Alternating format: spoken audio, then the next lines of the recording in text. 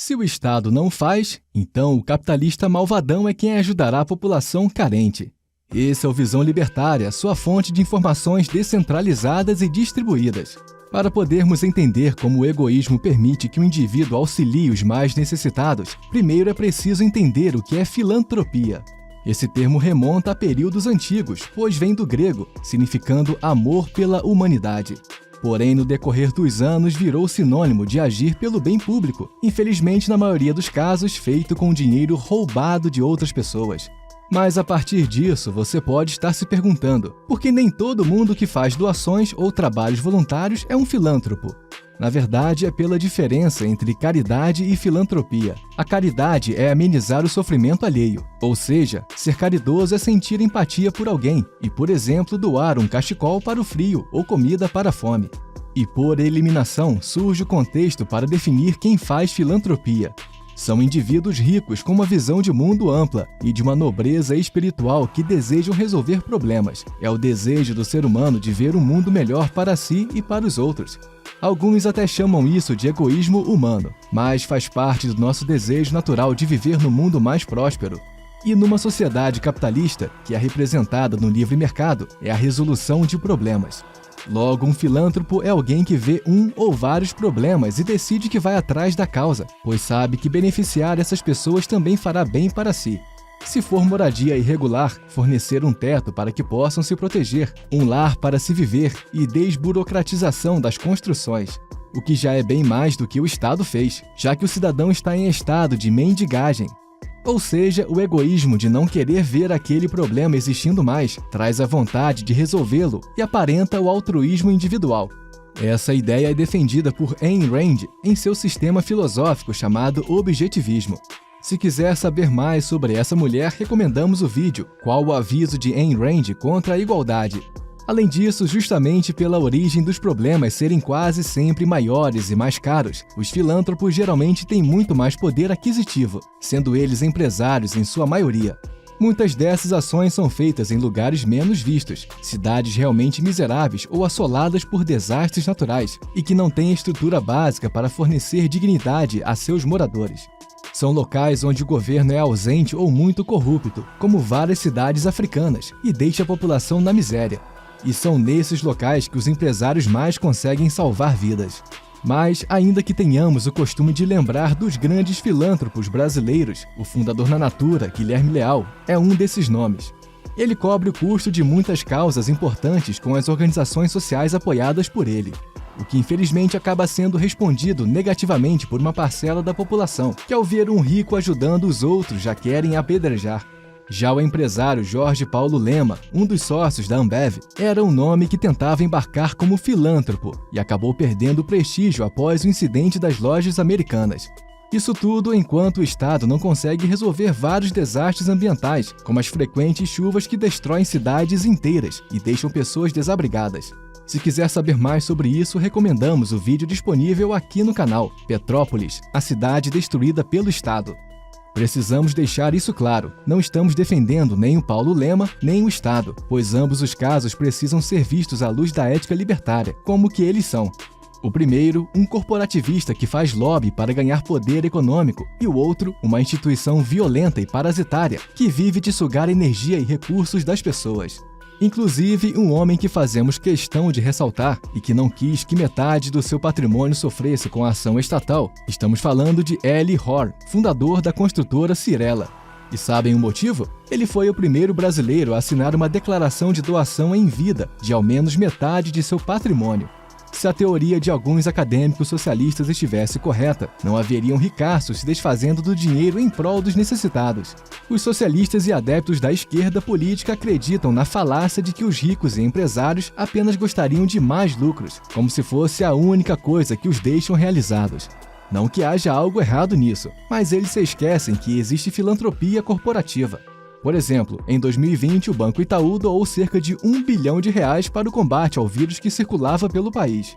Outros empresários doaram aparelhos para hospitais, como o humorista Whindersson Nunes, que juntamente com outros artistas doaram 217 unidades de cilindro de oxigênio para hospitais durante a pandemia.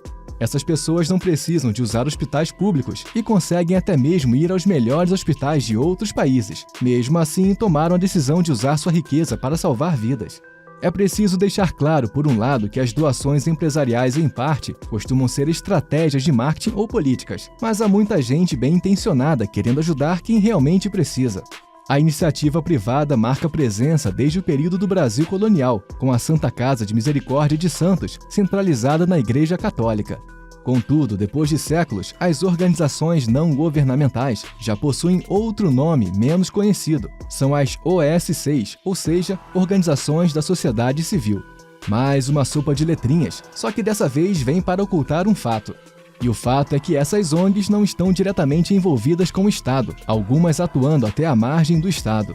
Apenas para complementar as informações com o censo GIF de 2018, é preciso relembrar que as doações chegaram a 3,5 bilhões de reais em plena recuperação da crise financeira brasileira de 2016, criada pelo PT. Essa crise, que foi o principal motivo para o impeachment da ex-presidente Dilma Rousseff, veio com outras instabilidades, mas a solidariedade não foi abalada. A filantropia, para não deixar de mencionar, é fonte de boa parte dos recursos de importantes universidades, como a Universidade de Harvard, que é sustentada por ex-alunos e empresários. Algo muito pouco falado pelos adeptos da esquerda brasileira, e isso acaba provando que é possível manter e criar boas universidades sem dinheiro dos mais pobres. Para vocês terem uma noção da poderosa cultura de filantropia americana, que é assim estimulada por incentivos fiscais, em 2018 houve um recorde de doações a universidades, estimado em 46 bilhões de dólares. Hoje esse valor daria mais de 230 bilhões de reais. Portanto, não é graças ao Estado que as universidades existem. Os governos apenas querem pegar o protagonismo para si, para criarem a ilusão de que sem eles, o pobre não frequentaria cursos superiores. Queremos ver se fosse para financiar com o dinheiro do fundo eleitoral e partidário usados por esses políticos, o estardalhaço que eles fariam. Inclusive, isso ressalta a importância de nós, como amantes da liberdade, doarmos às pesquisas que fomentem o livre mercado e minimizem a intervenção estatal. E é por isso que estudantes de Harvard são um exemplo clássico disso, e aliás até diminuíram as doações após posicionamentos pró-Hamas de alguns estudantes da instituição, mostrando que o boicote desestimula atos de barbaridade. Além dessa demonstração de que nem tudo é sobre dinheiro, às vezes também é sobre visão política. Porém, no caso de uma grande parcela dos doadores, como no caso já falado em outros vídeos do canal, eles querem principalmente o bem alheio. Justamente por isso, o youtuber americano MrBeast é um nome que sempre aparece com muita frequência, ao ponto que criou um canal chamado Beast Philanthropy, que é seu canal de filantropia. E até colocamos o link do caso que iremos abordar a seguir na descrição desse vídeo, junto com outra beneficência dele. Além de já ter trazido caminhões de comida, furando poços de água, ajudando milhares de crianças, animais e hospitais, ele chegou ao ponto de trazer energia para uma vila inteira. Tudo isso com fundos privados que angariou com suas campanhas. Esse canal de filantropia cresceu ao ponto de chegar a quase 20 milhões de inscritos.